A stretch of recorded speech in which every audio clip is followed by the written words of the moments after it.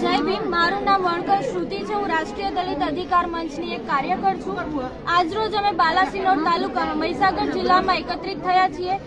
આ વિડીયોના માધ્યમથી હું સરકારશ્રીને એક પ્રશ્ન પૂછવા માંગુ છું કે તમારું તંત્ર શું કરી રહ્યું છે, તમે શું કરી રહ્યા છો? ભરૂચમાં એક 10 વર્ષની બાળકી ઉપર બળાત્કાર થાય છે, અંતે તેનું મૃત્યુ થાય છે.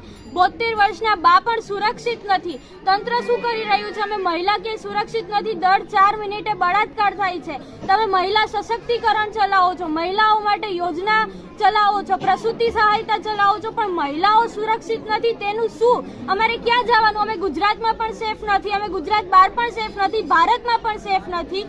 આ બળાત્કાર થાય છે, કિડનેપિંગ થાય છે, છેડતી થાય છે. અમારે મહિલાઓએ જવાનું તો જવાનું ક્યાં?